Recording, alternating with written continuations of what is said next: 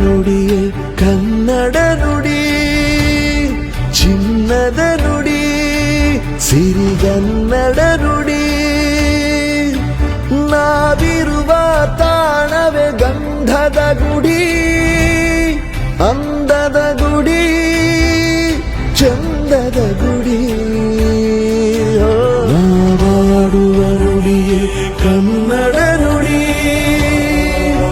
ನಾವಿರುವ ತಾಣವೇ ಗಂಧದ ಗುಡಿ, ಅಂದದ ಗುಡಿ, ಗಂಧದ ಗುಡಿ, ಚಂದದ